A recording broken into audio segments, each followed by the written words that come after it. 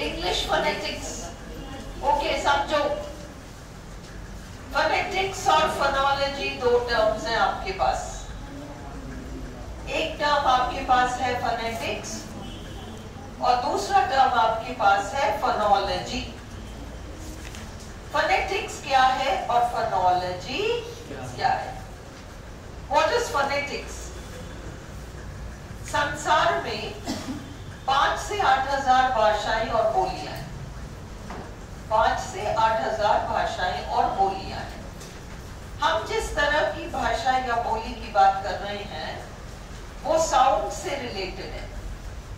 भाषा तो code language भी है। मैंने हल्का सा बावे उठा के तुम्हें इशारा कर दिया जिसमें सामने वाले को समझ में आ गया कि क्या करना है। दैट इज ऑल्सो लैंग्वेज, पर उसमें साउंड नहीं है। अपन जिस तरह के लैंग्वेज की बात कर रहे हैं 5,000 से 8,000, वो साउंड रिलेटेड भाषाएं हैं या बोलियां हैं। तो 5,000 से 8,000 भाषा और बोलियां हैं और प्रत्येक भाषा कुछ ध्वनियों का इस्तेमाल करती है। तो ये नहीं है कि 5,000 सबको शिफ्ट प्लीज, ठीक है, थोड़ा सा सर क्या काम से करेगा वो मुझे देखने पाए। सो नाउ 5,000 से 8,000 भाषाएं और बोलियां हैं और प्रत्येक भाषा और बोली कुछ ध्वनियों को इस्तेमाल कर रही है। भाई 30, 40, 50 साउंड्स तो यूज करेगी। तो क्या इसका मतलब ये है कि 8,000 इंटू 50? नहीं, इतने साउंड्स नहीं है दुनिया में। क्यों इतने साउंड्स नहीं है? क्योंकि मनुष्य नाम का जो प्राणी है उसके अंदर जो सिस्टम फिट है साउंड निकालने का, जो फिट किया हुआ सिस्टम है, वो कम से कम आज दिन तक 250 कैच के 300 साउंड्स निकाल पाए हैं दुनिया भर में। मनुष्य नाम का प्राणी अफ्रीका में बैठा हुआ मनुष्य कुछ साउंड्स निकालता होगा जो शायद हम न निकाल सके। हमारे यहाँ कुछ साउंड्स हैं जो अंग्रेज नहीं निकाल पाते। अंग्रेज कुछ साउंड्स निकालते हैं जो अधिकतर हम में से गलत निकालते हैं, है ना। इस तरीके से हर भाषा में लिमिटेड 35, 40, 45, 50 साउंड्स हैं और उनमें भी ये मानकर चलो कि कॉमन साउंड्स बहुत सारे। हिंदी और इंग्लिश में कॉमन साउंड्स बहुत सारे। कुछ एक साउंड्स हैं जो इंग्लिश में है हिंदी में नहीं है, तो कुछ एक साउंड्स हैं जो हिंदी में है इंग्लिश में नहीं है। तरबूज वाला नहीं है उनके पास, थर्मस वाला है, तरबूज नहीं है उनके पास। वो है दवात वाला है, दिस दैट दीज दोज, ये तो है, बट उनके पास धनुष वाला नहीं है। ओके, फिर उनके पास तरबूज वाला नहीं है, इसीलिए वो सावित्री को सावित्री बोलेंगे, ठीक है। बुद्ध को बूढ़ बोलेंगे, डबरू वाला तो है उनके पास। तो इसलिए संसार में जितने सारे साउंड्स अवेलेबल हैं जो कि 5,000, 8,000 भाषाओं और बोलियों में इस्तेमाल होते हैं, वो मुश्किल से 250, 300 इतने ही साउंड्स होंगे।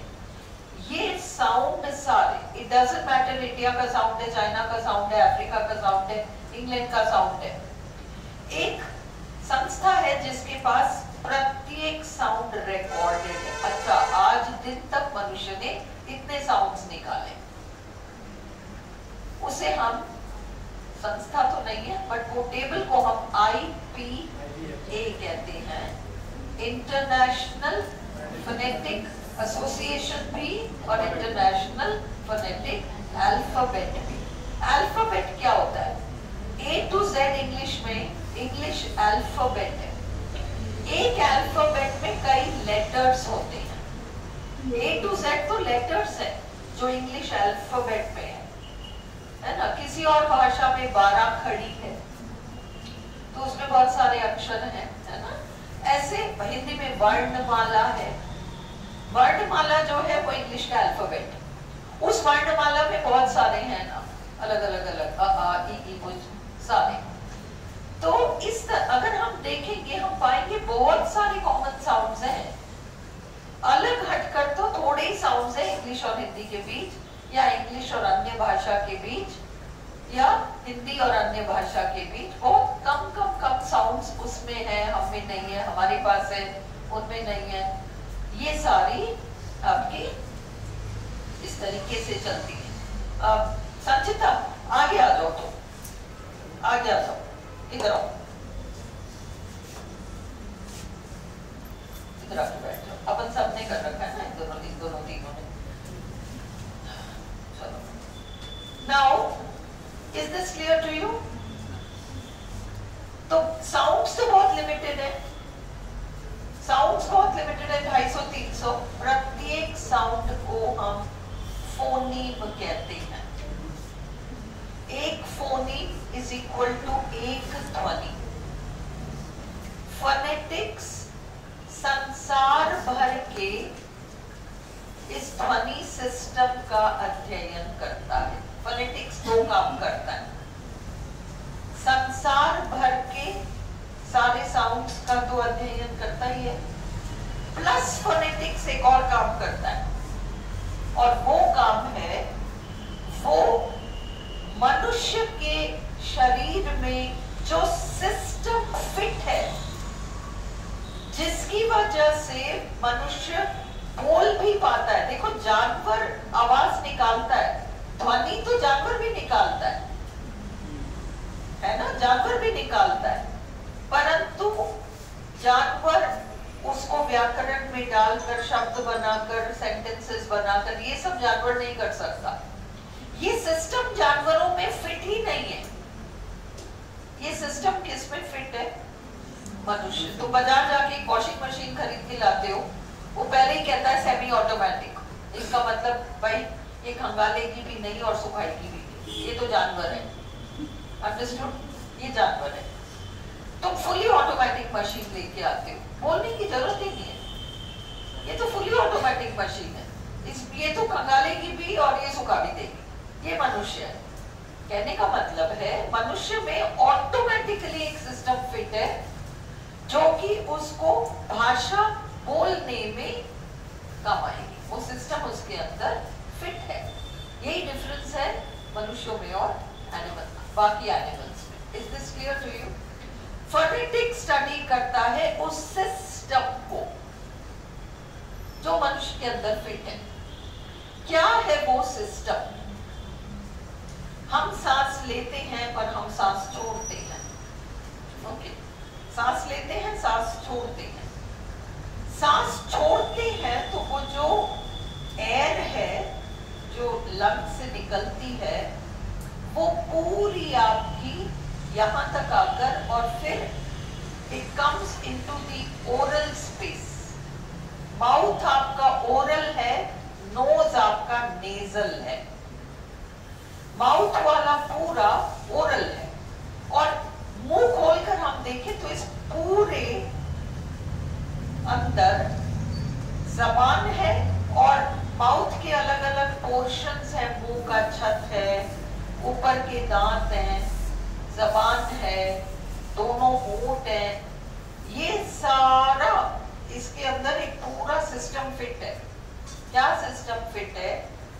कि भाई आपकी जबान कहां टच करेगी तो कौन सी आवाज निकालेगी, आपके दोनों होंठ आपस में टच करेंगे तो कौन सी आवाज निकलेगी, आपकी जबान अगर ऊपर के दांत को टच करेगी तो कौन सी आवाज निकालेगी, और अगर आपकी जबान मुंह के छत के, मुंह का छत यूं रहा, इधर छुएगी तो क्या आवाज आएगी, इधर आएगी तो क्या आवाज आएगी, इधर आएगी तो क्या आवाज आएगी, बिल्कुल ऊपर छत के सबसे ऊपर हिस्से को छुएगी क्या आवाज आएगी, और सबसे पिछले हिस्से में आएगी तो क्या आवाज आएगी। ये पूरा सिस्टम स्टडी होता है।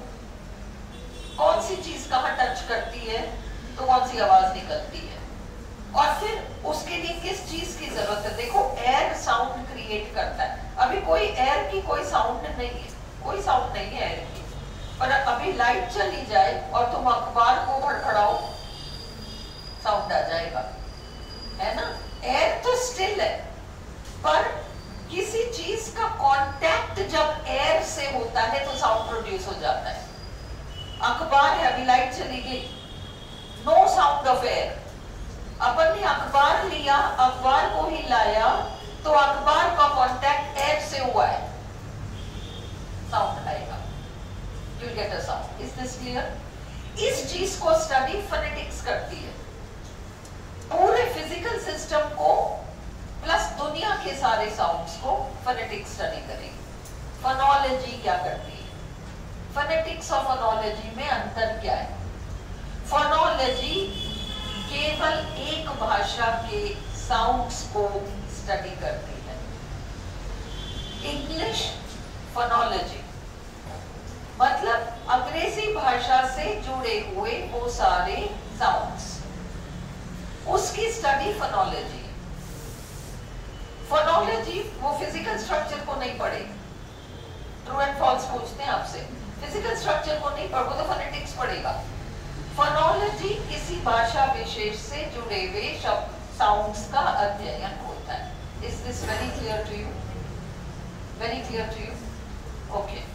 अब हमारे स्पीच ऑर्गन्स होते हैं, स्पीच ऑर्गन्स होते हैं। स्पीच ऑर्गन्स का मतलब कोई भी दो पार्ट्स बॉडी के जो कि कांटेक्ट में आएंगे और जो साउंड को प्रोड्यूस करेंगे, तो स्पीच ऑर्गन्स।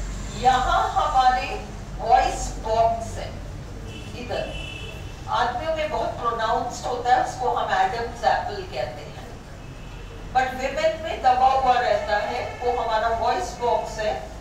और उसके अंदर कभी हारमोनियम अगर बारीकी से देखा हो तो हारमोनियम के पीछे वाला हिस्सा जो होता है ना, उसमें छेद होते हैं और उसके अंदर रुई जैसा सॉफ्ट सा कुछ होता है। अगर म्यूजिशियन हो, संगीतकार हो और अपन अपनी उंगली उसमें घुसा दे तो वो अपने को बहुत बुरा कुछ कहेगा, है ना, क्योंकि खराब हो जाएगी चीज। उसी तरह से सॉफ्ट टिश्यू हमारे यहाँ दो अंदर होती है, और जैसे हारमोनियम का वो पीछे हम वाइब्रेट कराते हैं, पास लाते हैं छोड़ते हैं, पास लाते हैं छोड़ते हैं, इसको वाइब्रेशन कहते हैं।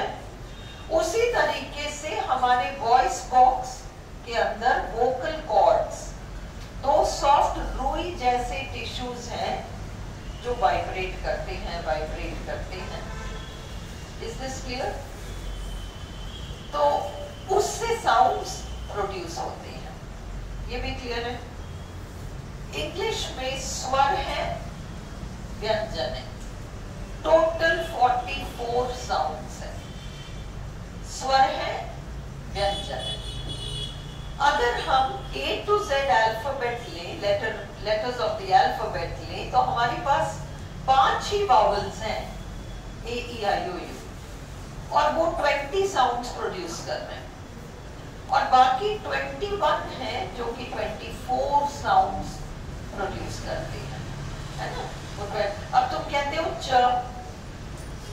तो च के लिए कौन सा कॉन्सोनेंट तुम्हारे पास A से लेके Z तक कौन सा साउंड तुम्हें च दे रहा है? नहीं दे रहा।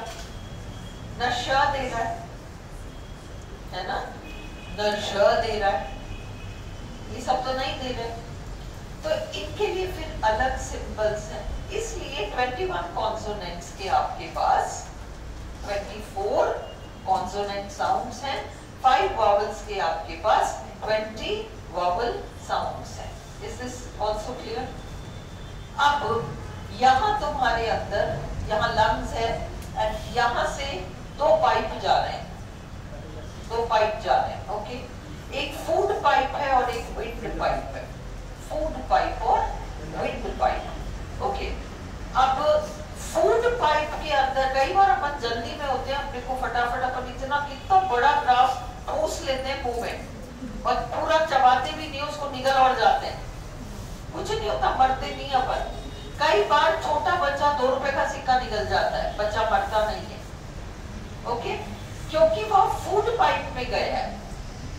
अगर विंड पाइप में कण मात्र चला जाए तो इंसान मर जाएगा। ऑलराइट, अब प्रकृति क्या करती है? ये 2 पाइप है। अब देखो मैं बैठी हूँ तो मेरी गोद है, गोद है, दिख रहा है तुम्हें? गोद नाम की एक चीज एक्चुअली दिख रही है, पर अब मैं खड़ी हो जाऊं तो तुम बताओ कि गोद कहाँ पर है? Is there anything called a गोद? अब तुम्हारे को दिख रहा है कुछ अलग से गोद नहीं है, तो कोदिस का मतलब हुआ कि अलग से कुछ भी नहीं है ना, बट वो एक पोजीशन है। अब मैं वापस से बैठ जाती हूँ तब वापस बोल आ गई, खड़े होते वक्त it was not there. Like that, ये जो दो वोकल कॉर्ड्स हैं हमारे रुई जैसे दो टिश्यूज, इसके बीच के हिस्से को हम ग्लोटिस कहते हैं। हार्मोनियम के पीछे का होता है ना, यू खींचते हैं वो यू यू यू यू होता है ना, दैट उस तरीके से हमारे दोनों वोकल कॉर्ड्स के बीच में एक जगह है जिसको हम ग्लोटिस कहते हैं। उस ग्लोटिस से लगा हुआ एक हल्का सा परत है जिसको एपिग्लोटिस कहते हैं। ग्लोटिस से लगा हुआ परत, जब तुम नया फोन खरीदते हो तो फोन के स्क्रीन के ऊपर हल्का सा एक सेलोफेन टाइप एक कवर लगाया रहता है, छीना सा, लाइक दैट एपिग्लोटिस है। पर वो एपिग्लोटिस काम बहुत बड़ा करती है। क्या काम करती है? आप जैसे ही मुंह में कुछ डालते हो, है ना, बच्चे ने मुंह में कुछ डाला, बच्चे को तो नहीं पता खाने की चीज है या कौन सी चीज है, उसको कुछ मिला और उसको मुंह में डाल लिया। आप और हमने गोली, दवा, व्हाटएवर हम डालते हैं, इवन होम्योपैथिक छोटी सी गोली, इमीडिएटली एपिग्लोटिस अलर्ट हो जाएगा और एपिग्लोटिस हमारे विंड पाइप को ढक देगा, ताकि अब वो मुंह में डाली गई चीज केवल और केवल फूड पाइप पे जाए।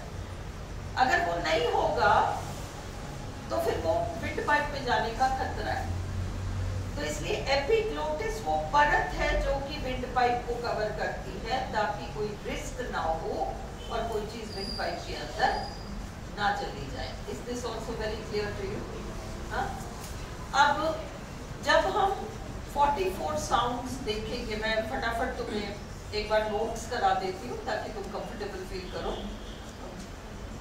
तुम्हारे पास सारे नोट्स हैं फोनेटिक्स वाले, तो ये कहाँ शेयर करेगी? के पास शेयर कर दीजिए, किसी के पास है? हाँ, जिसके पास है इसको दे दो। रमीला ने पढ़ रखा है।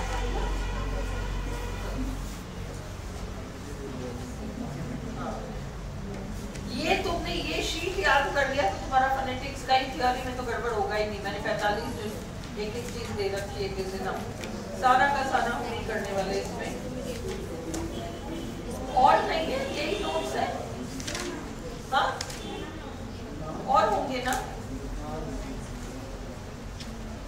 ये करना है सबसे पहले, इसको रखो, सबसे पहले इसको करो। लो,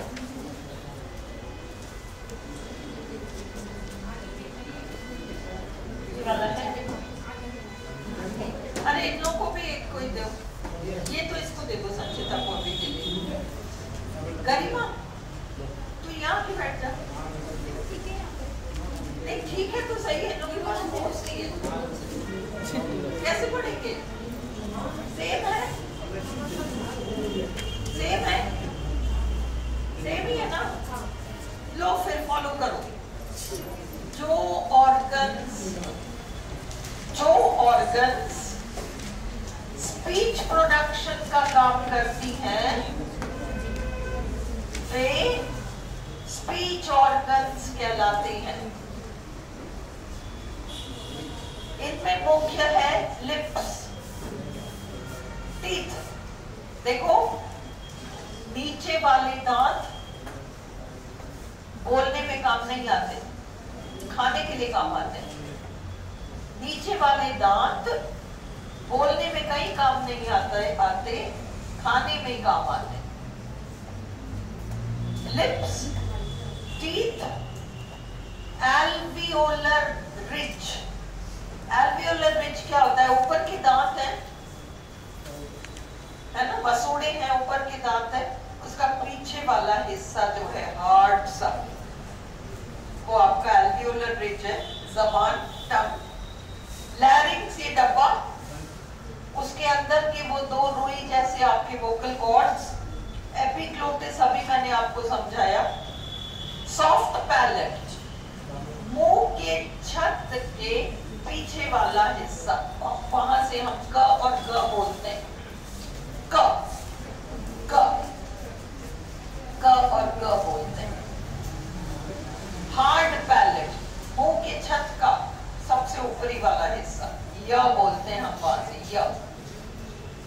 उवुला, उवुला इंग्लिश में, हिंदी में काम नहीं आता, उर्दू में आता है। अपन की लैंग्वेज में क्यों नहीं? ये लिसन, जब तुम मुंह खोलते हो, ENT स्पेशलिस्ट के पास जाते हो, कहता है मुंह खोलो, तो पीछे एक लटका हुआ हिस्सा जो दिखता है, that is the उवुला।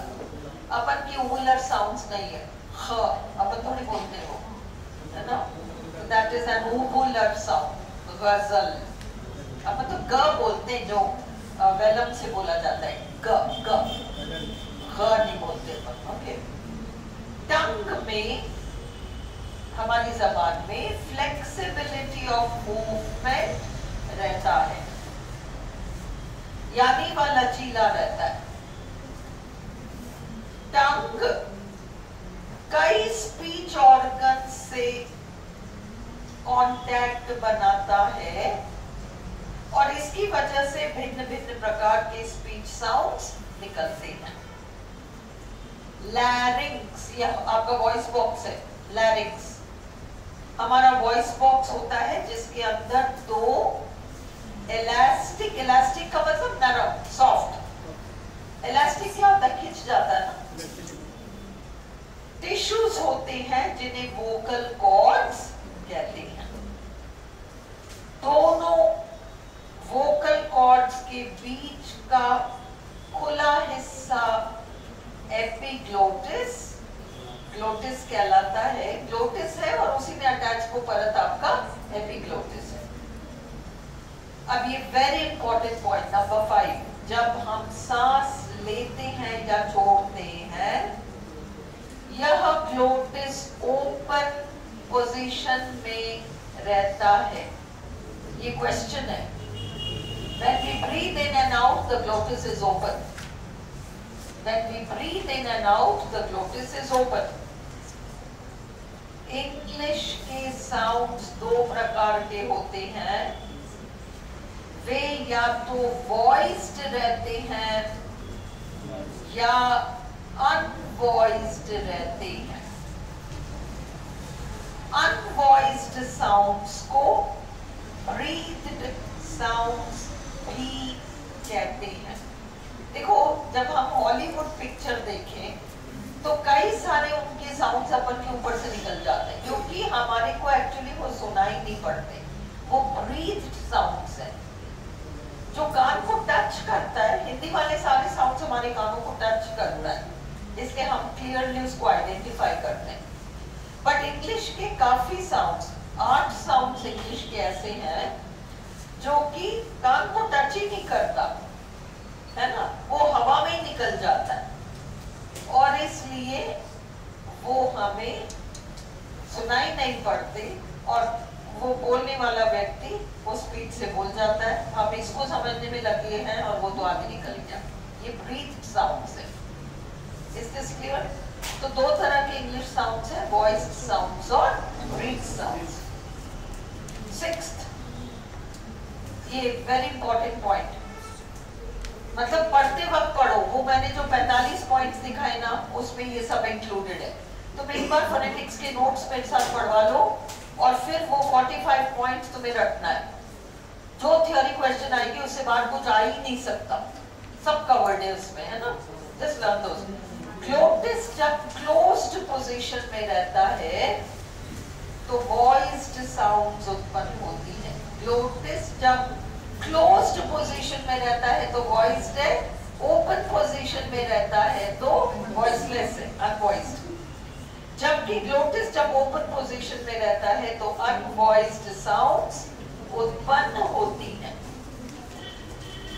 Vocal cords का मुख्य कार्य क्या है? ये क्वेश्चन है। वोकल कॉर्ड्स का मुख्य कार्य है वॉइस्ड और अनवॉइस्ड साउंड प्रोड्यूस करना। सारे vowels A, E, I, O, U voiced sounds है। इंग्लिश के 20 तो ये वावल साउंड्स आपके वॉइस्ड है। वॉइस्ड है तो ग्लोटिस ओपन रहेगा या क्लोज्ड रहेगा गरिमा? क्लोज्ड रहेगा। Closed is equal to voice sound, open is equal to unvoiced sounds. ये बिल्कुल याद कर लो। कॉन्सोनेंट्स वॉइस्ड भी हो सकते हैं और अनवॉइस्ड भी। देखो नॉर्मली ये जो 16 साउंड्स है, आपको 16 याद करने की जरूरत नहीं है। आप वॉइस्ड साउंड्स कौन से हैं वो मत याद करो, आप 44 में से अनवॉइस्ड कौन से हैं उनको याद कर लो, तो बाकी सारे आपके वॉइस्ड हैं। तो पटक चफथ सर्ष, पटक चफथ सर्ष, ये आपके अनवॉइस्ड साउंड्स हैं, बाकी सारे वॉइस्ड हैं। बट आपकी रीड में उन्होंने आपको ह एच पूछा है ना? ट्रेडिशनली उसको यही माना जाता है कि ये वॉइस्ड है, पर एच एक ऐसा साउंड है, जैसे अपन ने कहा आवर, 1 आवर, तो अब यहां पर साइलेंट हो गया, नो साउंड। ऑनेस्ट है ना, तो वहां पर भी वो साइलेंट हो गया। बट आप कह रहे हो हाउस, हिम, ही, वहां तो सुनाई पड़ रहा है, वॉइस्ड है, इसलिए इसको लेकर क्लैरिटी नहीं है, पर आपकी रीड में ये आया है और रीड ने इसको अनवॉइस्ड माना है। इसलिए तुम लोग भी अगर ऐसा कोई क्वेश्चन है, हमारे पास एक आर्ग्यूमेंट का पॉइंट होना चाहिए, इसलिए तुम इसको एच को भी इधर ही ऐड कर लो। पटक चफथ सर्ष ह, ये कर लो। अब तुम्हारे पास 9 हो गए, यहाँ 9 हो गए तुम्हारे अनवॉइस्ड, और उधर आपके वॉइस्ड में एक कम हो जाएगा।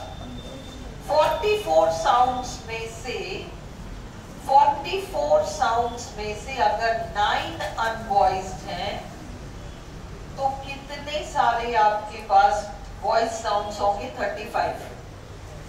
35 आपके पास वॉइस साउंड्स हो गए, क्योंकि अपन ने हाँ कोई पहले अपन 36 कर रहे थे ना, तो अब क्योंकि रीड ने ये जवाब दिया है तो अपन यही मानेंगे। बॉडी अलग है जिसने आंसर दिया, फिर भी अपन के पास आर्ग्यूमेंट पॉइंट है। तो is this clear to you? पटक चफथ सर्ष ह, बार बार बोलो जब तक रटो नहीं। पटक पटक, है ना?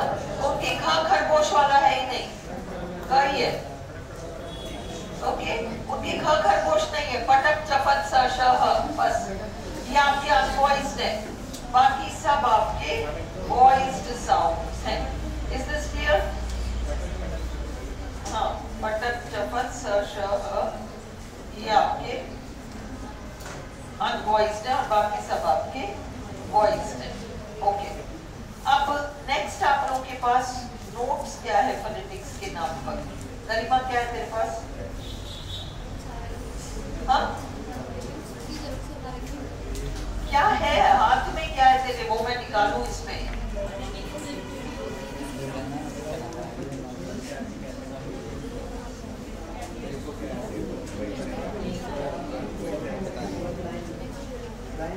क्या है ये बता दो बस, तो मैं वो वाले नोट्स निकालूं। आपके पास मेरे पास तो ये सब है, 1 syllable 2 syllable वर्ड्स है, 1 syllable 2 syllable, ये भी है मेरे पास। What is IPA, there are 26 letters, ये सब भी है। फोनेटिक्स क्या है, ये भी है। ये सब करने की जरूरत नहीं है Garima. Although there are 5000 to 8000 languages in the world, ये सब छोड़ दे, क्या करेगी? सुना तो दिया मैंने। 5000 से 8000 करना है तेरे पास या नहीं है? तो फिर मैं करा देती हूँ। देखो ये नहीं लगना चाहिए कि मैंने मेरा नहीं कराया। कर चल। ऑल द है ना तुम लोग के पास? ऑल्दो देयर आर 5000 to 8000 है? Although there are about, क्या लगता है 2 मिनट लगते हैं, although there are about 5000 to 8000 languages in the world, each with its own particular selection of sounds. अभी मैंने कराया था ना 5000 से 8000 भाषा बोली है और प्रत्येक की अपनी अपनी ध्वनियां हैं, फिर भी the total number of symbols जो फोनीम्स या चिन्ह चाहिए हमें, फोनेटिक सिंबल्स जो चाहिए, फोनीम यूनिट ऑफ साउंड है, required to represent all the sounds of all the languages in the world is not very large. 250-300 है, बताया था ना आपको. It is somewhere around 2 to 300. This is because, ऐसा क्यों? क्योंकि काफी सारी भाषाओं में साउंड सिमिलर ही होती है, कॉमन साउंड्स होती हैं. Okay, this is because many sounds are found again and again in languages. The human speech apparatus, which produces sounds, and the hearing mechanism which receives them are exactly the same all over the world. पूरी दुनिया में जितने मनुष्य हैं सबके अंदर एक ही system fitted है. बोलने का एक अलग सिस्टम है, सुनने का एक अलग सिस्टम है. ये रहा सिस्टम सुनने का, है ना, और ये रहा बोलने का सिस्टम. अभी एक जस्ट एक कोटेशन है, इसको छोड़ो. अगला sheet, what is the IPA. अब इसमें तो इंटरनेशनल फोनेटिक एसोसिएशन भी ऐड करो. एक मिनट बैठने दो मुझे संचिता. अब तुम इसमें करो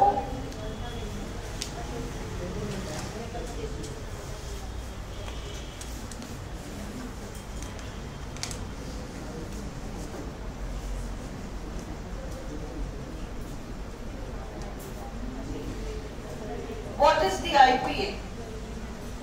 The International Phonetic Alphabet plus International Phonetic Association, दोनों ही है, aims to provide a separate symbol. मतलब मनुष्य नाम की प्राणी ने जितने साउंड्स मुंह से निकाल लिए उन सबको एक सिंबल दिया है. For every sound used distinctively in a human language. मनुष्य जितने तरह के साउंड्स निकालता है जो कि भाषा को कंस्ट्रक्ट करने में काम आता है, उसको उन्होंने एक साउंड दिया है.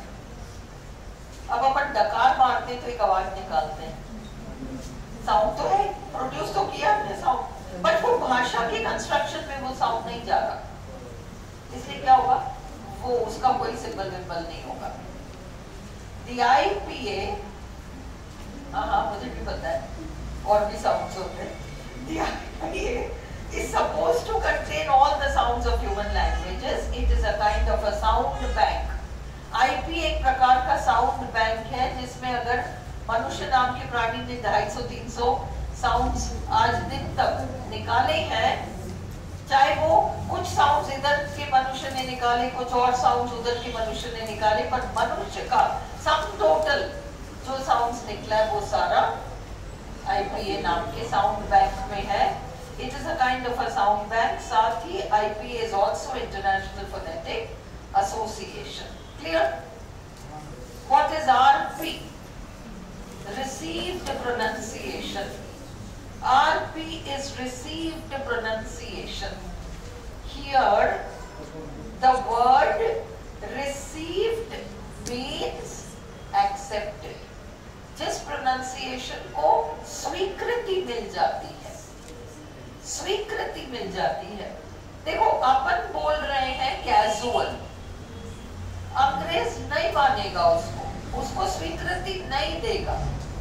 हम तो नहीं बोलते ऐसे ही, तो कैजुअल है, आप गलत बोल रहे हैं. तो जिसको वो स्वीकृति दे देते. The standard accent of English is traditionally referred to as received pronunciation, abbreviated to RP. GP is equal to general pronunciation, RP is equal to received pronunciation. Which are the two standard varieties of English? एक तो English जो कि अंग्रेज बोलते हैं England के, और एक इंग्लिश वो जो कि अमेरिका में बोली जाती है, जो थोड़ी सी अलग है, साउंड अलग है। Standard British English in England, standard American English in the US. इनके साउंड्स अलग हैं, कई साउंड्स इनके अलग हैं। इन्होंने जानबूझकर ऐसा किया है ना? हाँ? नहीं, मजा नहीं आता भाई। ये लोग क्या दुनिया में आगे निकल गए हर चीज में, भाषा के अलावा हर चीज में आगे निकल गए ना। तो इस लिटरेचर में भी पहले तो इंग्लिश लिटरेचर बड़ा था इंग्लैंड का, अब क्या अमेरिका में दुनिया भर की यूनिवर्सिटीज हैं। तुम्हारे इंडिया में जितने इंडियन भाषाओं की यूनिवर्सिटीज नहीं है, संस्कृत भाषा की यूनिवर्सिटीज नहीं है, वो तुम्हें अमेरिका में मिल जाएंगे। जिन बोलियों को लेके यहाँ यूनिवर्सिटीज नहीं है वहां मिल जाएंगे। तो अमेरिका तो बहुत आगे निकल गया। एक उनकी भाषा ही थी, तो इसलिए उन्होंने उसमें भी एक तिकड़म मार लिया और उन्होंने क्या किया, वावल्स के साउंड्स को बदल दिए। जब वावल्स के साउंड्स को बदल दोगे तो शब्द का ही साउंड बदल जाएगा। अपन कहेंगे थैंक्स, अंग्रेज, इंग्लिश, ब्रिटिश थैंक्स, अमेरिकन कहेंगे थैंक्स, थैंक्स। अब वो फर्क आ गया। अपन कहेंगे कॉल, ओ, वो कहेंगे खाओ, बहुत फर्क है। फोनेटिक्स में साउंड वावल्स में फर्क आ गया। अब सुनो, बस इनफ, अब प्रैक्टिस मत करो क्लास, मेरे को जल्दी आगे बढ़ना है। There are 26 letters in the English alphabet A to Z। है तुम लोगों के पास? These 26 letters have 44 sounds। ये भी है। Each sound is called phoneme। phoneme क्या होता है वही लिख लो, unit of sound. Unit of sound को phoneme कहते हैं। Of the 26 letters, 5 are vowels, A, E, I, O, U.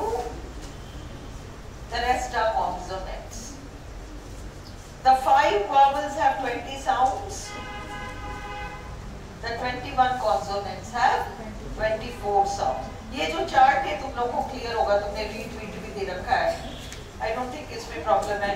भाई 20 sounds है vowels के, इसमें से तुम्हारे मोनोप्थोन्स के नाम पर 8 प्योर वावल्स हैं, सॉरी 12 प्योर वावल्स हैं, और डिफ्थोन्ग्स के नाम पर आपके पास 8 मिश्रित या मिक्स्ड वावल्स हैं। 12 pure vowels and 8 mixed vowels है ना। तो मोनोप्थोन्स के 12 साउंड्स में 7 आपके छोटे साउंड्स हैं और 5 आपके दीर्घ साउंड्स हैं। दीर्घ विसर्ग वाले 5 लॉन्ग है, 7 शॉर्ट है। ये बेसिक तो क्लियर है ना अपन को। उसी तरह से डिफ्थोन्ग्स में आपके पास 8 डिफ्थोन्ग्स हैं। अब ये रूल याद रखो, साइलेंट ई। अब देखो इंग्लिश जो हमारे पास आया है, इसका जो सबसे पुराना रूप था ना, उसमें हर चीज में ई पर शब्द को वो खत्म करते थे। अगर मी पहले ही ई पर खत्म हो रहा है तो अपनी तरफ से एक और जोड़ेंगे, ई। सन SUN है ना, नहीं उसमें एक एन और जोड़ के एक ई जरूर जोड़ेंगे, सन। इसीलिए तुम लोग BA वगैरह में पढ़ते थे, तुम लोग कहते थे सनी राइजिंग, वो सन राइजिंग, SUN ई जोड़, हर चीज में ई जोड़, ठीक है। और इंग्लिश एक ऐसी भाषा है जो कि एक्चुअली खिचड़ी भाषा है। खिचड़ी इसलिए है कि ये अलग अलग जगह से ये भाषा है। जिसने जो मर्जी वो अपनी तरफ से कुछ ऐड कर दिया, कुछ और ऐड कर दिया, ऐसे करते करते ये कई बोलियों का एक मिश्रण हो गया और 1362 में जाकर इंग्लिश नाम की एक प्रॉपर लैंग्वेज, ऑफिशियली इंग्लिश को भाषा का दर्जा मिला सन 1362, 1362। चलो अब क्या हुआ, इन लोगों ने क्या किया, ये चाहते थे कि ये तो हमारी बहुत पुरानी परंपरा चल रही है ई, हम इसको एकदम से छोड़ना नहीं चाहते, इसको हम मेंटेन करना चाहते हैं भाषा में। तो इन्होंने ई को एक स्पेशल पावर दे दी, जो कि भाषा के अन्य किसी भी अल्फाबेट के अन्य किसी लेटर को वो पावर नहीं है जो कि ई में है। ऑलराइट, अब वो क्या है, हम दो चीजें देखते हैं। जब भी कोई इंग्लिश का वर्ड जो सिंगल सिलेबल वर्ड हो, सिंगल सिलेबल का मतलब जैसे अपन ने कहा कम, गो, सिट, स्टैंड, हम इसको और तोड़ नहीं सकते। स्टैंड को कैसे तोड़ेंगे, स्ट एंड ऐसे तोड़ेंगे। पर जब हम कहते हैं वंडरफुल, तो अपन कहते हैं वंडरफुल, भले ड कोई शब्द नहीं है पर टूट तो रहा है, वंडरफुल, है ना। तो अब इसमें 3 सिलेबल्स हो गए। तो भाई कम बोलो, सॉर्ट तो बोलता रहता है, तुम मत बोलो। तो इसलिए have you understood, single syllable वाला शब्द अगर ई पर खत्म होगा तो उस शब्द में ई से पहले जो वावल आ रहा है उसकी ध्वनि समहाउ चेंज हो जाएगी। ये रूल है। ई के, साइलेंट ई का इंग्लिश में 2 रोल है। पहला, सिंगल सिलेबल वर्ड में, अब देखो एग्जांपल, RIP, रिप, वो RIP नहीं जो अपन फेसबुक पे डालते जब कोई, नॉट दैट RIP, मतलब चीरना, RIP। अब रिप, अपन ने उसमें एक साइलेंट ई जोड़ दिया, राइप, ई, आई बन गया। अपन ने कहा टोपा, हैट, और अपन ने ई लगाया तो अब अपन कहेंगे हेट, मैट, चटाई, मैट, अपन ने ई लगाया वो बन गया मेट, साथी, मेट। फैट, ई लगाया वो बन गया फेट, क्लियर, फेट। ए बन गया। ग्रिप, पकड़ना, ई लगाया, बच्चों को जो जन्म कुट्टी पिलाते, ग्राइप। किट, आपका मेकअप किट वगैरह आता है, शेविंग किट आता है, वो पे मैं टेप लाऊंगी कल तुम्हारे लिए। KIT, kit, alright, kit, makeup kit, shaving kit, कुछ भी किट। ई लगाया वो बन गया ई, बन गया आई, काइट। पर ई का तो कोई साउंड नहीं आया ना, ई का साउंड नहीं आया, पहले वाला वावल खिंच गया, समहाउ बदल गया। ये साइलेंट ई का पहला रोल है। Is this clear? दूसरा रोल क्या है? Pay attention to this. English का एक रूल है कि शब्द की टुकड़ियों को सिलेबल्स कहते हैं। शब्द की टुकड़ियों को सिलेबल्स कहते हैं। किसी भी सिलेबल को सिलेबल कहलाने के लिए, किसी भी सिलेबल को सिलेबल कहलाने के लिए उसमें कम से कम एक वावल होना चाहिए, भले वो वावल साइलेंट क्यों ना हो। अब अपन कहते हैं बॉटल देख, BOTTL, सपोज BOTTL होता तो तुम्हारा क्या उच्चारण बदल जाता, तुम क्या बोलते BOTTL को? बॉटल ही बोलते। पर सिलेबल्स कितने हैं उसमें? बॉटल, 2 सिलेबल है, बॉटल। पर टिल सिलेबल नहीं कहला सकता। अगर स्पेलिंग BOTTL है तो BO, वो तो सिलेबल है, O आ गया उसमें। टिल, TTL सिलेबल नहीं कहला सकता। क्यों? क्योंकि इसमें वावल ही नहीं है। इसलिए भले ही एक साइलेंट वावल हो पर घुसाओ एक वावल, तो कौन सा वावल घुसेगा? लिटिल, केटल, बॉटल, समझ में आई? तो ये दो रोल है तुम्हारे साइलेंट ई के। अब क्या है नेक्स्ट तुम्हारे पास? ये ला साइलेंट ई में खत्म होने वाले वर्ड्स में ये थोड़ी है। क्या है तुम्हारे पास साइलेंट ई वाले नोट्स में? कहाँ है साइलेंट ई? ये चलो, साइलेंट ई में खत्म होने वाले वर्ड्स में सफिक्स लगाने के कुछ रूल्स हैं। अब रूल मत देखो, ये देखो, अगर सफिक्स कॉन्सोनेंट से शुरू हो, for example full, listen, hope में फुल है या नहीं है? कोई बात नहीं भी करो तो आरपीएससी नहीं पूछेगा, मुझे पता है नहीं पूछेगा, ये don't worry about it, sure guarantee नहीं पूछेगा। बट फिर भी क्या है, होपफुल, होप HOPE, और उसमें तुम जोड़ रहे हो फुल जो कि F कॉन्सोनेंट से शुरू होता है, तो तुम डायरेक्ट उसको जोड़ सकते हो। एक्सट्रीमली, एक्सट्रीम शब्द है ली, LY, एक्सट्रीम शब्द है, इसमें जो तुम टुकड़ी जोड़ोगे वो है ली, LY। L कॉन्सोनेंट है तो तुम डायरेक्टली जोड़ सकते हो, एक्सट्रीम प्लस ली।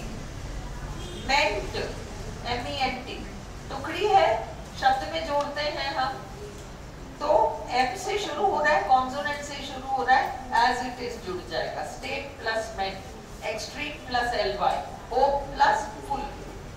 बट अगर सफिक्स वॉवल से शुरू हो, फॉर एग्जाम्पल एबल, कंफर्टेबल, तो अपन ने कंफर्ट प्लस एबल किया, तो सफिक्स को एज इट इज ऐड नहीं किया जा सकता। अगर शब्द ई पर एंड हो रहा है, भले ही साइलेंट ई हो, भले ही साइलेंट ई हो, नोट NOTE, ई पर खत्म हो रहा है, और एबल वावल से शुरू हो रहा है, अब आपको ये इधर से ई हटाना पड़ेगा। एबल को तो पूरा जोड़ोगे, बट इस मूल शब्द में जो ई आ रहा है उसको उड़ा दोगे। गरिमा, इस डिस्प्ले संचिता क्लियर है या नहीं? जैसे देखो, नोटेबल, NOTABLE, नोट में जो ई है उसको काट दिया। एग्जामिनेशन, एग्जामिन में ई है, एग्जामिन में ई है, तो ATION, ई हटा दोगे और एक्शन हो जाएगा। स्कैरसिटी, कमी, स्कैर्स, SCARCE का ई हटा दोगे, प्लस ITY, SCARC, ई हट गया, ITY जुड़ जाएगा। Is this clear? ये आपका साइलेंट ई वाला रूल है।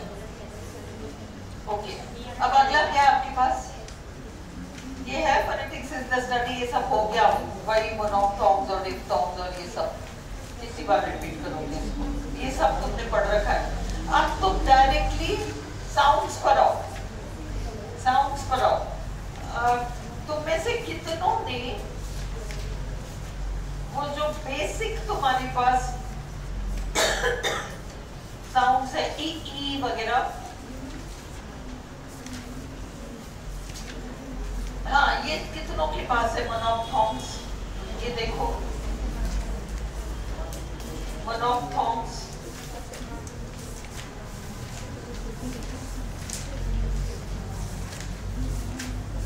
मैं ढूंढती हूँ मेरे पास है।